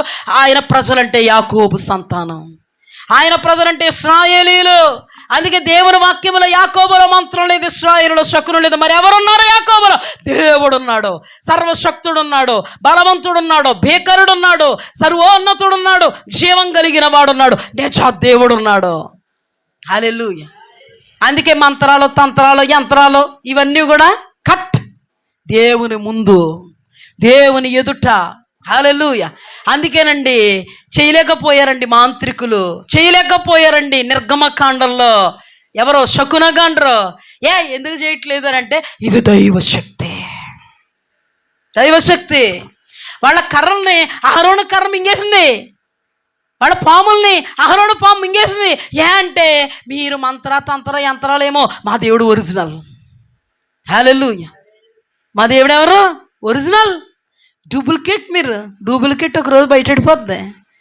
పెళ్ళికి 6 వారాల నగర వేసేసుకున్నా పైకి బంగారం కోటింగ్ ఏదో రోజు బయటపడిపోద్ది. బంగారమే ఫస్ట్ బాగా కనపడిపోద్ది. గిల్టీ బంగారం మామూలు బంగారం కంటే బాగా మెరిసిపోతూ ఉంటుంది, కానీ బండారం బయటపడద్ది. కొన్ని రోజులు నడుస్తుంది. వాళ్ళు పాములు చేశారు, నడిచింది. వాళ్ళు కూడా 2-3 అద్భుతాలు చేశారు, నడిచింది. తర్వాత నడిచిందా? నడవదా, ఆగిపోద్ది, నిలిచిపోద్ది. దేవుడు నడవనివ్వడు, వాడు అబద్ధికుడైనా నడవనివ్వడు. నిజముగా దేవుని పక్షముగా నిలబడిన వాడైతే, దేవుడు అతని పక్షంగా ఉన్నవాడైతే అతడిని ఎవ్వడు ఆపలేడు. హల్లెలూయా. మోషేని ఆపగలిగారా? ఇశ్రాయేలీయులలో మంత్రం లేదు, యాకోబులో మంత్రం లేదు, ఇశ్రాయేలులో శకునం లేదు. ఉన్నది ఎవరు? జీవము కలిగిన శక్తిమంతుడైనటువంటి భీకరుడైన భయంకరుడైన నిజ దేవుడు. ఆయనే సైన్యములకు అధిపతియగు యెహోవా, ఆయనే మనము సేవిస్తున్న యేసు, ఆయనే నేటి దినాన మనల్ని సర్వసత్యంలోకి నడిపిస్తున్న పరిశుద్ధాత్మ దేవుడు. దేవునికి మహిమ కలిగినగా. ఇప్పుడు చెప్పండి, యాకోబులో మంత్రం ఉందా? ఇశ్రాయేలులో శకునం ఉందా? ఎవరున్నారు? దేవుడు ఉన్నారు. అందుకేనండి ఏం జరుగుతుందో తెలుసా? బిలాము అనబడినటువంటి వాడు ఇశ్రాయేలీల యొక్క ప్రజల్ని శపిస్తే, బాలాకు రాజు బిలాము కంట చాలా బహుమానము, అధికారము, ఘనత, సుకీర్తులు ఇస్తానని చెప్పాడంట. ఇంతకీ ఇశ్రాయేలీలు దేవుని యొక్క నాయకత్వంలో అద్భుతంగా రాజులు సహితం ఎదురొడ్డుకుని వస్తున్నారండి. రాజులు అనబడినటువంటి వాళ్ళ సహితం, రాజ్యాలను సహితం, ఆకాశాలంటే గోపురాలను సహితం నేలమట్టం చేసి దేవాది దేవుడు మహాభేకరుడుగా వాళ్ళ ఎదుట వాళ్ళని నడిపిస్తున్నాడు. వాళ్ళ ఎదుట నిలబడి వాళ్ళ రాకకే దడదళ్ళు ఆడిపోతున్నారు అన్ని జనులు. వాళ్ళు వస్తూ ఉన్నప్పుడు గుండెల్లో దడదళ్ళు ఆడిపోతున్నాయి వాళ్ళకి. అందుకని బాలాకు రాజు ఒక విషయం తెలిసింది. అతని వల్ల, అతని మంత్రజ్ఞుల వలన, అతని శకునిగాండ్రు వల్ల ఏమీ జరగట్లేదు. కాదండి బాబు, వాళ్ళ పక్షంగా ఉన్న దేవుడు మహాదేవుడు, నిజమైన దేవుడు, వాళ్ళ మహాజనాంగం. ఇంతకు ముందు వాళ్ళు నడుచుకుంటూ వస్తున్నప్పుడు చాలా చాలా చేసాడు వాళ్ళ దేవుడు. వాళ్ళ దేవుడితో పెట్టుకుంటే మేము మసి అయిపోతాం, మా వలన కాదండి అన్నారు. అవునా? అయితే ఎవరికి కావాలంటే వాళ్ళకి సంబంధించినోడే కావాలండి అన్నాడు. ఎవరికి సంబంధించినోడు అంటే వజ్రాన్ని వజ్రంతో కొయ్యాలండి, అంతేనా అంటారు కదా. ఏమంటారు? వజ్రాన్ని వజ్రంతో కొయ్యాలంట. ఇంకేంటంటారు? ముళ్ళును ముళ్ళుతోటే తీయాలంట. అందుకని వాళ్ళు అయితేనే కరెక్ట్ అండి. ఎవరోళ్ళు? ఆ దేవుడికి సంబంధించిన వాళ్ళు అయితేనే కరెక్ట్ అండి. అందుకని సోదు సొమ్ము చేత పట్టుకుని వచ్చారండి. ఎవరో రాజు పంపిస్తే, బాలాకు రాజు పంపిస్తే ఎక్కడికే ముళ్ళును ముళ్ళుతోటి తీయాలి కదా, వజ్రాన్ని వజ్రంతో కొయ్యాలి. సెక్యూరిటీ చెప్పాడు, లేకపోతే ఆయనకి ఏం కర్మ. ఏ అంటే ఇది దైవశక్తి. నిర్గమకాండంలో రాయబడిన మాటలని ఎవరికి తెలుసు? అందరికీ తెలుసు. ఏం లేదండి, మాంత్రికులు శకునిగాండ్రు చేతులెట్టేశారండి ఆ దేవుడి దగ్గర. మంత్రజ్ఞులు మంత్రాలు పనిచేయలేదండి. శకునిగాండ్రు యొక్క తంత్రాలు యంత్రాలు పనిచేయలేదండి. వాస్తులు పనిచేయలేదండి. ఖచ్చితంగా మనం పడిపోతామండి హోల్లో. అందుకని ఇప్పుడు వజ్రాన్ని వజ్రంతో కొయ్యాలి కాబట్టి అతనికి సంబంధించినోడు ఎవడన్నా ఉన్నాడేమో చూడండి. అతనికి సంబంధించినోడు ద్వారానే అవుతుంది. అతనికి సంబంధించినోడు ఎవడున్నాడని గాలించేటాడు బిలాము గారు. బిలాము గురించి ఇన్ఫర్మేషన్ వచ్చింది రాజు దగ్గరికి. బిలాము అనబడినటువంటి వాడు ఒకడున్నాడు, అతడు యెహోవా ప్రవక్త. అతడు ఆశీర్వదిస్తే ఆశీర్వాదం, శపిస్తే శాపం అటండి. దొరికేశాడు. ఓ పని చేయండి, విస్తారంగా సోది సొమ్ము చేతికిచ్చి మీరు వెళ్ళి నా దగ్గరకు రమ్మని చెప్పండి. ఇదిగో విషయం, ఇది ఈ విషయం కూడా చెప్పండి అతనికి. ఈ ప్రవక్త గారు చక్కగా ప్రార్థనలో ఉన్నారు. అంతవరకు బాగున్నారండి. అంతవరకు ఎలా ఉన్నారు? బాగున్నారు. దేవుడు అంటే ఏంటో తెలుసు, నైజం అంటే ఏంటో తెలుసు, దేవుడు ఆయనకి కీర్తి ఇచ్చాడని తెలుసు. ఆ కీర్తి ప్రపంచ నలుమూలలకు కూడా వ్యాపించిందనే విషయం బిలాముకి తెలుసు. ఆ కీర్తికి కారణము తన దేవుడని తెలుసు. ఆ దేవుడికి విరోధంగా ఏమీ చేయకూడదని తెలుసు. అందుకని మొట్టమొదటగా వచ్చారు. బిలాము మొట్టమొదటగా మాట ఇవ్వలే, మా దేవుడిని అడిగి వస్తాం. దేవుడు అన్నాడు, బిలామా ఎవరు వచ్చారయ్యా నీ దగ్గరికి అంటే, పలానా పలానా వాళ్ళు, వెళ్ళొద్దు, పంపే, నా ప్రజలు ఆశీర్వదింపబడిన ప్రజలు, పంపే. అప్పుడు వాళ్ళ దగ్గరికి వెళ్ళి మీరు అర్జెంటుగా వెళ్ళిపోండి, మా దేవుడు మీతో రావద్దన్నాడు. మా దేవుడు మాట అంటే మాట, నేను కూడా ఆయన మాటను జవదాటలేను, ఆయన మాటకు విరోధంగా నేను ఏం చేయలేను. ఆ ప్రజలు ఆశీర్వదింపబడిన ప్రజలు, వాళ్ళని నేను శపించలేను అని పంపిస్తాడంటే మంచిగా. పాపం. అందుకే కడ వరకు నమ్మకంగా ఉండాలి. కొంతమంది అప్పటికప్పుడే దేవుడి కొరకు నిలబడిపోతారు. మళ్ళా ఒక్క 2-3 నెలలో లేకపోతే 2-3 సంవత్సరాలు సతికిలు పడిపోయి, ఆ రోజున మేము, ఏ రోజు కూడా చెప్తలేదు దేవుడు, ఆ రోజున మేము ఇలాగ ఉన్నామనట్లే, ఈ రోజు నువ్వు ఇలా ఉండగలుగుతున్నావా అది అడుగుతాడు. నువ్వు తిన్నదే సాయంత్రానికి ఉండదు కడుపులో నీకు, నువ్వు దేవుడి కోసం చేసేది మాత్రం నీ జీవితకాలం దేవుడు చూడాలా? ఇదేమన్నా న్యాయమా? చాలా అద్భుతమైనడు అండి బిలాము. రాజుగారు అంత ఉన్నతమైనటువంటి వాళ్ళని పంపిస్తే దేవుడు మాట పట్టుకుని వెళ్ళిపోండి, నేను రాను, ప్రార్థనలోనే ఉంటాడు, దేవుడి కోసమే నిలబడతాడు.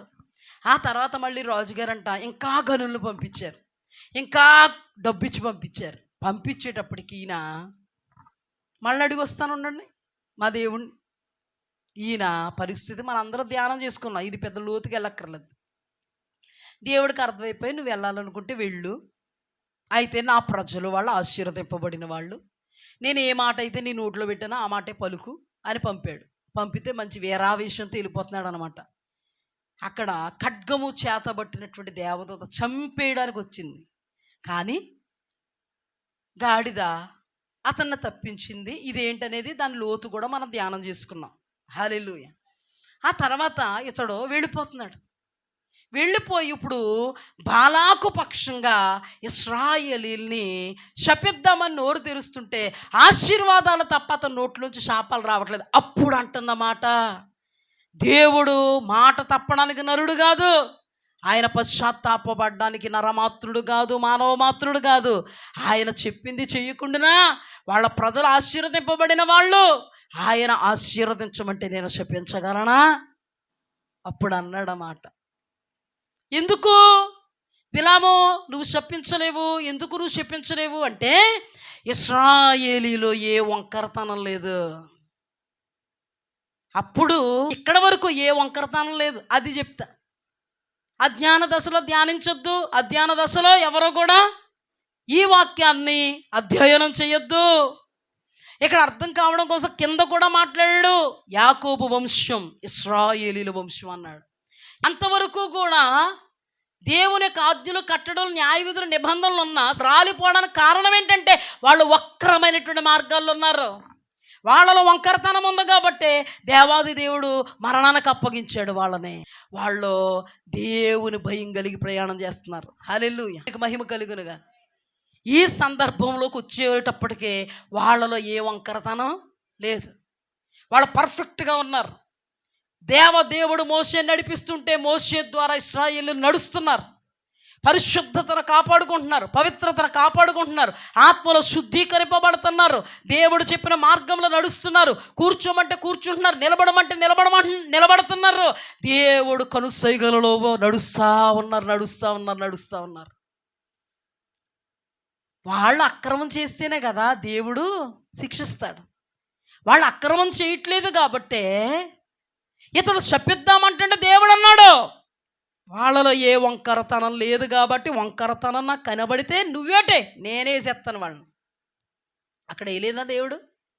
అక్కడ చంపలేదా? సాక్షాత్తు దేవుడే చంపలేదా? మరి నువ్వేంటి శపించేది? వాళ్ళలో ఏ వంకరతనం లేదు కాబట్టే వాళ్ళని నువ్వు శపించకూడదు. దేవుడు మాట తప్పుతాడా? వాళ్ళు ఆశీర్వదింపబడిన ప్రజలు దేవుడు మాట తప్పుతాడా? దేవుడు పశ్చాత్తాపడతాడా? మరి ఎందుకు ఇశ్రాయేలీల్ని దేవుడే చంపాడు? దేవుడు శాపం ఎందుకు వచ్చింది? ఆ తర్వాత ఎందుకు వచ్చిందో తెలుసా? అంతవరకు కూడా వాళ్ళలో కపటం లేదు, వంకరతనం లేదు. వంకరతనం ఉందా? వాళ్ళలో ఏమైనా తప్పులు పొరపాట్లు ఉన్నాయా? వాళ్ళు ఎవరి నాయకత్వంలో వెళుతున్నారు? మోసే నాయకత్వంలో వెళుతున్నారా? దేవుడికి ఎప్పుడూ కూడా వాళ్ళు అనుకూలంగా ఉంటే వాగ్దానాలను నెరవేరుస్తాడు, ప్రతికూలం అయిపోతే వాగ్దానాలు నెరవేర్చడు. అప్పుడు బాలాకు రాజుకి ఏం పట్టింది? భయం పట్టింది. అప్పుడు బాలాకు రాజు బిలాముతో మాట్లాడి బిలామును శపించమన్నాడు.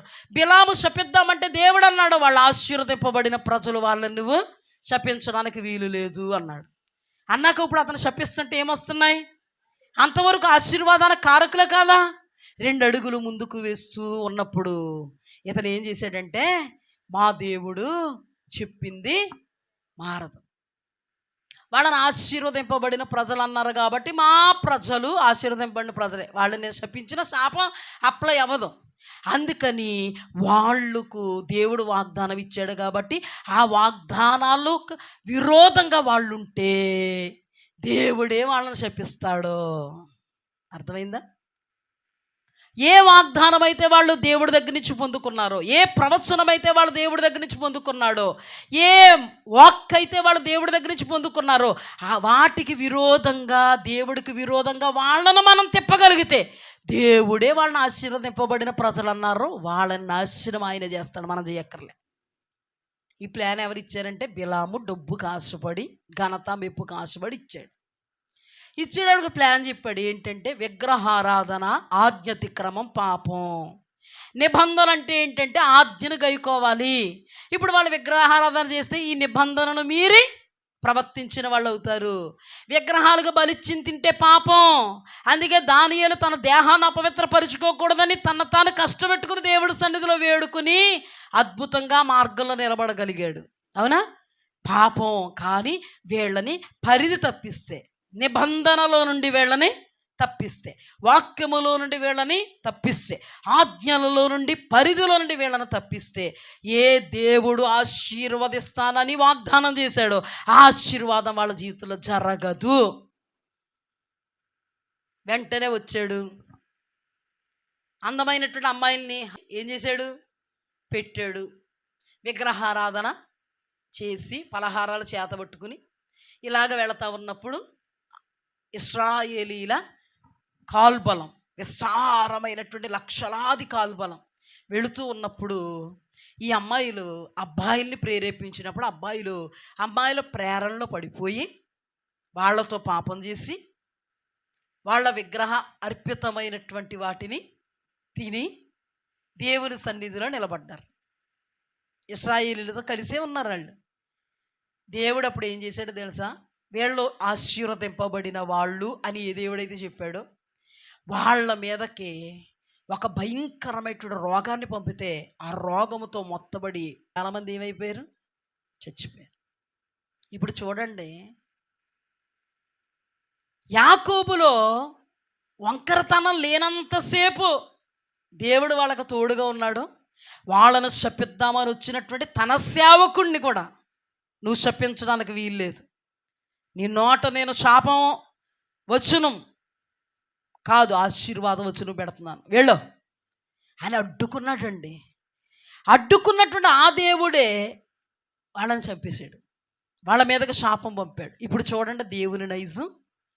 ఇక్కడ ఇశ్రాయేలీలు వంకరతనం లేనంతసేపు వాళ్ళకు అనుకూలంగా వాళ్ళకు వాగ్దానాలు నెరవేర్చడానికి వాళ్ళని హత్తుకొని ఉన్నాడు దేవుడు.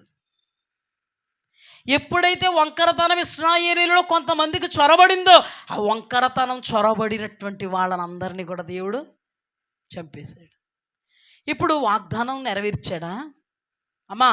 వాగ్దానం నెరవేర్చాడా? మాట తప్పలేదా? మాట తప్పలేదా?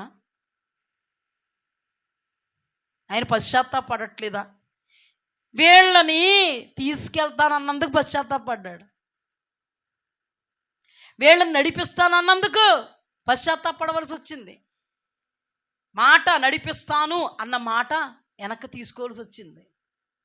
ఎక్కడైనా చూడండి మీరు ఇశ్రాయేలీల్నే కానీ ఇంకా చాలామందిని మనం ధ్యానం చేసుకున్నాం.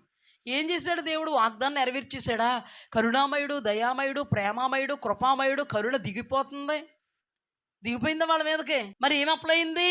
బేకరుడు, భయంకరుడు, దోషమును ఒడిలో వేయువాడు, రోషం కలిగిన వాడు, గంభీరుడు.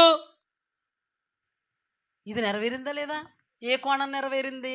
కరుణామయ కోణం నెరవేరలే, దయామయ కోణం నెరవేరలే, ప్రేమామయ కోణం నెరవేరలే, భేకరా, భయంకరా, రోషము గలవాడా అనే కోణం అప్లై అయిపోయింది. ఎందుకు? అనుకూలంగా లేనందుకు, ప్రతికూలమైపోయినందుకు, దేవుడు మార్గంలో లేకపోయినందుకు, దేవుడు వాక్యములో నిలబడలేనందుకు, దేవుడు పరిధిని తప్పినందుకు, మతి తప్పి ప్రవర్తించినందుకు, ఆ నిబంధనలు మీరినందుకు అటు తీసాడంతే. వాళ్ళు లేకుండా చేసాడు. ఎవరిని తీసుకెళ్ళాడు? ఎవరైతే అనుకూలంగా ఉన్నారో వాళ్ళని పాలు తీరులు ప్రవహించే దేశాన్ని తీసుకెళ్ళాడు. చూడండి ఒక్కసారి సంఖ్యాకాండము 23వ అధ్యాయము 19 నుండి చదువుతాను చూడండి. దేవుడు అబద్ధమాడుటకు ఆయన మానవుడు కాడు, పశ్చాత్తాపడుటకు ఆయన నరుడు కాడు, నరపుత్రుడు కాడు. ఆయన చెప్పి చేయకుండునా, ఆయన మాటిచ్చి స్థాపించకుండునా, ఇదిగో దీవించమని నాకు సెలవాయను, ఆయన దీవించెను, నేను దాన్ని మార్చలేను. ఆయన యాకోబులో ఏ దోషమును కనుగొనలేదు, ఇశ్రాయేలులో ఏ వంకరతనం చూడలేదు. అతని దేవుడైన యెహోవా అతనికి తోడై ఉన్నాడు. రాజు యొక్క జయధ్వని వారిలో ఉన్నది. దేవుడు ఐగుప్తులో నుండి వారిని రప్పించెను. గురుపోతు వేగము వంటి వేగం వారి కలదు. నిజముగా యాకోబులో మంత్రం లేదు, ఇశ్రాయేలులో శకును లేదు. ఆయా కాలములు యందు దేవుని కార్యములు యాకోబు వంశస్థులకు ఇశ్రాయేలీలకు తెలియపరచబడి ఉన్నది. హల్లెలూయా. ఇక్కడ యాకోబు అంటే ఎవరో ఇక్కడే స్పష్టంగా చెప్పాడు, యాకోబు వంశస్థులు. ఇస్సాకు కొడుకైన యాకోబు కాదు. అర్థమైందా? ఇస్సాకు కొడుకైన యాకోబు గురించి కాదు, వంకరతనం లేదంట. ఇశ్రాయేలీల జనాంగంలో అంటే ఆయన సంతానం, ఆయన ఇశ్రాయేలుగా మార్చబడ్డాడు, యాకోబు సంతానం. హల్లెలూయా. ఇప్పుడు చూడండి, ఆయన దీవించెను, నేను దాన్ని మార్చలేను. ఎవరు దీవించారు వాళ్ళని? మరి ఆ దీవెనలో ఉన్నారా వాళ్ళు? ఎందుకు లేరు? బిలాము మార్చలేకపోయాడు, దేవుడే మార్చేశాడు. అవునా కదా? ఇశ్రాయేలులు ఏ వంకరతనం చూడలేదు కాబట్టి ఇశ్రాయేలుకు దేవుడు తోడై ఉంటూనే కార్యాలు చేశాడు. ఏ వంకరతనమైనా యాకోబు సంతానం అనబడి ఇశ్రాయేలు జనాంగానికి వచ్చినప్పటికీ ఆయనే శిక్ష విధించాడు, ఆయనే రోగాలకు అప్పగించాడు, ఆయనే శత్రువులకు అప్పగించాడు, ఆయన అగ్ని పంపించాడు, ఆయనే నాశనం చేశాడు, ఆయనే భూమిని